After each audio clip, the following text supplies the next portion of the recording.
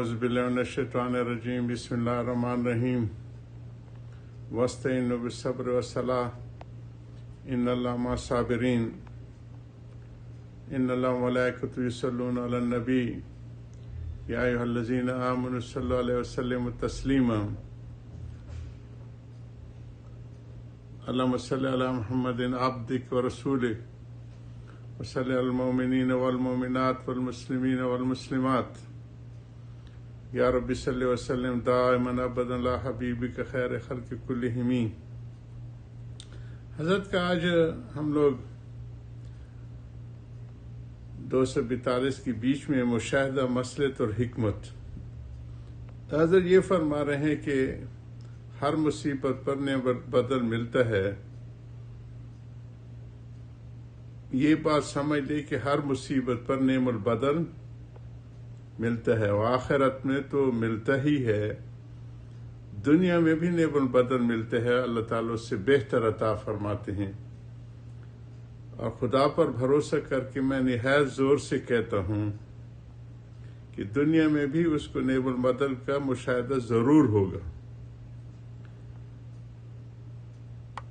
جن کے دل کچھ صاف ہو جاتے ہیں دنیا کے علیشوں سے اور بغض، کینہ، حسد، تو ان کو اللہ پاک پھر یہ صفتیں بھی دے دیتے ہیں کہ صاف دلوں والوں کی اللہ ہم سب کے دلوں کو صاف کر دے، ان کو پھر مشاہدہ ہوتا ہے، جی اس کو نعم البدل کا مشاہدہ ضرور ہوگا، مگر اس کے لیے ایک شرط ہے، وہ یہ کہ حق تعالیٰ کے معاملات میں غور کرتا رہے، تو ہر واقعے کی مصلحت سمجھ میں آ جائے گی۔ میں نے اس بیان کے شاید 2-3 حصوں میں پہلے کہا تھا کہ کم از کم 2 چیزوں کو تو رکھے کہ اللہ سبحانہ تعالیٰ کے ناموں میں حاکم بھی ہے اور حکیم بھی ہے۔ یہ سوچ ابتدا میں سوچ لیا کرے کہ اللہ کے ہر کام میں حکمت ہوتی ہے، چاہے مجھے سمجھ آئے یا نہ آئے،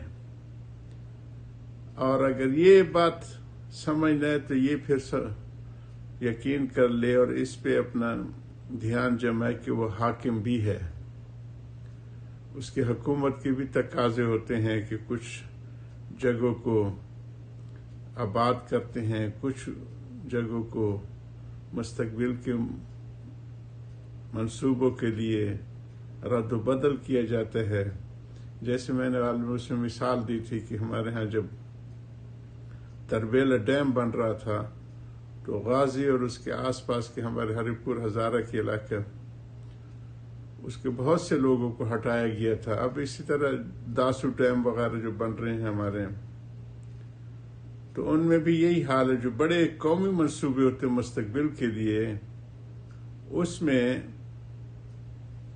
لوگوں کو ہٹایا جاتا ہے، اور یہ حکومت کے تقاضے ہوتے ہیں۔ اس لیے اللہ سبحانہ کی تعالیٰ کی جو عظیم حکومت ہے کہ وہ حاکم بھی ہے، اس پہ ضرور پھر سوچا کرے۔ بحمدللہ حضرت خود اپنے لیے فرما رہے ہیں، چونکہ وہ تو بہت بڑی اولیاء کی اور بڑے مقام کے انسان تھے، مجھے تو خدا نے یہ دولت عطا فرمائی ہے کہ مجھے تو ہر واقعے میں کھلی آنکھوں سے مصلحت اور حکمت کا مشاہدہ ہوتا ہے۔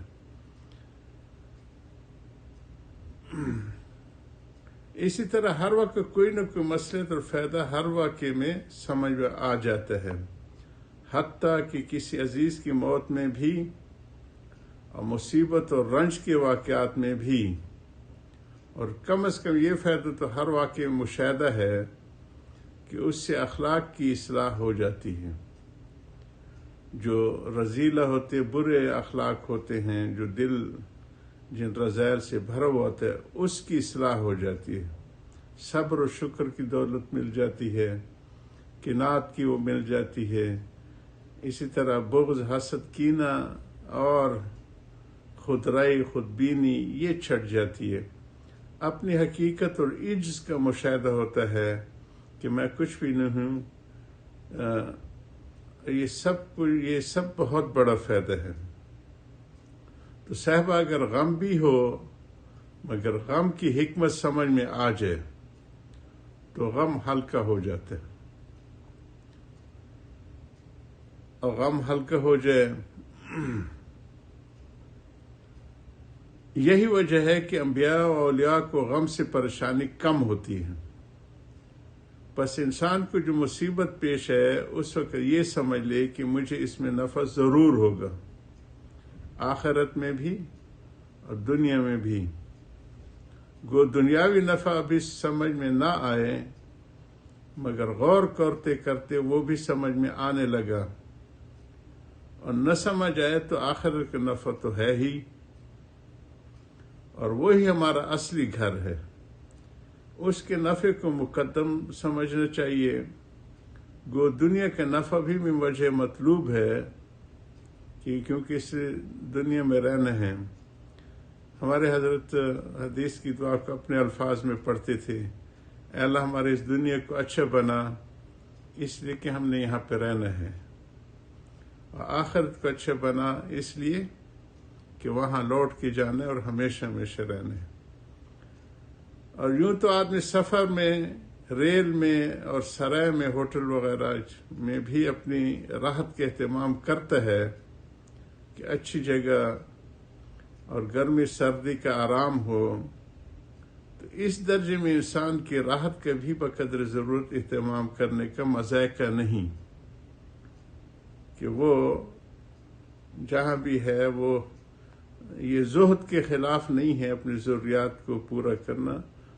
جو زائد ان ضروریات چیزوں کو جمع کرنا وہ زہد کے خلاف ہے، کیونکہ دنیا کی مثال آخرت کے سامنے سرائے جیسی ہے۔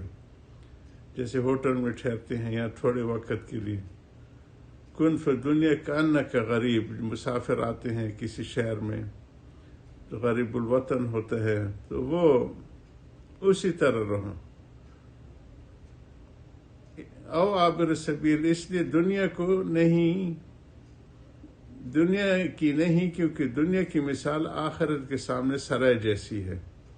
اس لیے دنیا کی مصلحت منفعت بھی، اس سے نفع اٹھانا بھی ایک درجے میں مطلوب ہوتا ہے، اور شریعت نے بھی اجازت دی ہے۔ نعمت دنیا آتا ہے کہ جو نیک لوگ ہوتے ہیں ان کے لیے دنیا تو بہترین اللہ کی طرف سے تحفہ ہوتا ہے۔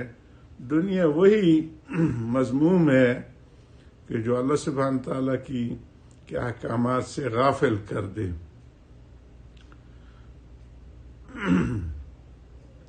تو مطلوب ہے، ایک وجہ میں مطلوب ہے، اور شریعت نے بھی اجازت دی ہے۔ شریعت نے تو بہت زیادہ اس کا خیال رکھیں، حرام دنیا منع ہے، حلال دنیا تو اللہ تعالیٰ کی بڑی نعمت ہے۔ یہاں سے ایک شبہ کا جواب بھی ہو گیا کہ وہ یہ کہ بعض لوگ یہ کہتے ہیں کہ علماء شریعت دنیا کمانے سے اور دنیا کی راہ تو منفعت سے روکتے ہیں، وہ غلط کہتے ہیں۔ فتوح میں ایک صاحب نے مجھ سے خود کہا کہ میں نے تو تمام شریعت کا خلاصہ یہ سمجھا ہے کہ نہ غم میں رو نہ خوشی میں ہنسو، بس پتھر بند کر رہو۔ یہ کسی شہر کا میں حضرت کا جو ہوا تو کسی نے ان سے پوچھا، میں نے کہا سبحان اللہ، آپ نے خوب خلاصہ نکالا، بلکہ شریعت کا خلاصہ یہ ہے کہ کسی حال میں پریشان نہ رہو، بلکہ راحت سے رہو، غم میں بھی اور خوشی میں بھی، کیونکہ شریعت غم کے ہلکا کرنے کا طریقہ ہے۔ ایک جگہ اور پیچھے حضرت نے فرمایا تھا کہ آرام منع نہیں ہے، حرام منع ہے، اسی سے ملتا جلتا تھا۔ راحت سے رہو، غم میں بھی اور خوشی میں بھی، کیونکہ شریعت غم کے ہلکا کرنے کا طریقہ بتلاتی ہے، اور راحت کے متعلق ایسے امور کی تعلیم دیتی ہے جس میں اسباب راحت میں ترقی ہو، زوال نہ ہو۔ واللہ لوگوں نے شریعت کو سمجھا نہیں، اس لیے یہ نیا خلاصہ نکالا ہے۔ یہ خلاصہ ویسے ہی ہے جیسے مولانا جامی نے قصہ یوسف و زلیخا کا خلاصہ نکالا تھا۔ وہ سفر میں ایک شخص کے رفیق تھے، روٹی تھوڑی تھی، مولانا جامی کو باتوں میں لگانا چاہا تاکہ خود روٹی زیادہ کھا جائے، اور کہا مولانا آپ نے یوسف زلیخا قصہ لکھا ہے،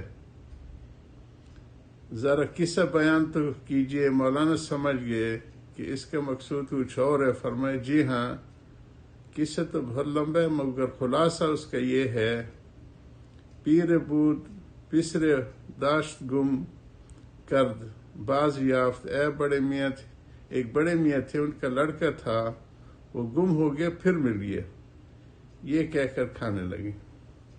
اسی کو جاری رکھیں، آخر دعوان الحمدللہ رب العالمین۔